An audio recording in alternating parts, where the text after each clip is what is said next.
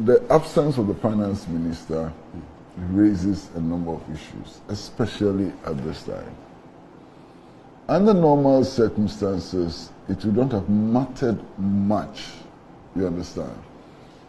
Because then we would have presented this budget on behalf of the president, and it would have been understood that before the presentation, there may have been adequate consultations with the majority leader, members of parliament, and so on, and therefore people could stand in for him, and so on. But in these particular circumstances, when he's facing a motion of censure, and indeed when his relationship with some key figures in parliament and so on has been called into question, we recall that last week on this very panel, we had a member of parliament who was actually deeply worried about the fact that the budget was being read at the time when members of parliament had not been briefed.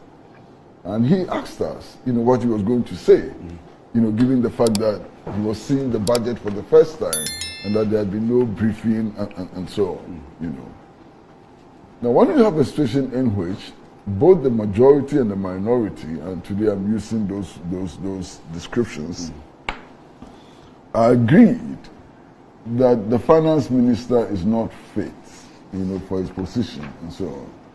And in fact, the process of presenting a budget must lead necessarily also to the appropriations bill and its passage by parliament. So you need to have some persuasive power. You need to push yourself in a position where you can actually persuade members of parliament to come along, especially in these extraordinary circumstances. Now, if the finance minister doesn't go to parliament when the debate starts, it does raise some problems. It actually deepens the problems that he himself faces, that government faces, and the problems that parliament itself also faces. So I'm in full agreement that his absence from parliament is not very good, for parliamentary business, especially with regards to the presentation, approval of budget, and so on. I don't think that sends a very good signal at all. And this may add to the general annoyance, the general annoyance against him and so on. I think it's not proper, Now, having said this, I think it's also now important to look at the overall objective of the budget. I mean, what was this budget intended to do? And there are only two things that I can see. One, maximize revenue. Generate a lot more revenue. If you read the budget, it is clear that one of the objectives is to maximize revenue, which is understandable to some extent. Understandable to the extent that as we sit, we are using in excess of 100% of total national revenue financing three budget lines, three budget items: debt servicing, debt repayment, and public sector payments. So any government in this situation will be interested in raising a lot more revenue than we are raising. Now, the problem then is that there are two things that have to be done simultaneously. We must be thinking about how to raise revenue, and we must also be thinking about how to downsize government, and therefore reducing or removing unnecessary expenditure. The two have to go hand in hand. You understand? If you just concentrate on increasing revenue, you worsen the plight of the people.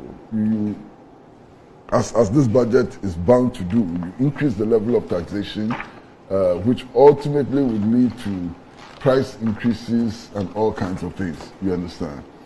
And if you don't downsize government, if you don't reduce government expenditure, especially administrative expenditure and so on, you then create additional problems of having to tax the people even more. You understand? So I don't see that balance has been achieved. The Minister of Finance announced some very old measures, and I was wondering why he's announcing these old measures now. One of the measures he announces is that, henceforth, government officials, ministers, and so on will not be allowed to use four-wheel drives in Accra and that ministries, departments, and agencies, there's a hold on the purchase of new vehicles as well. And it's all laughable. You know why it's so laughable? The minister himself drives to Parliament in a 4-wheel drive. As he's going to announce the measure. And goes to talk about the fact that he's cutting 4-wheel drive for public. As he's going to announce the measure, he himself goes to Parliament in a 4-wheel drive. You know, it makes the whole thing like a joke.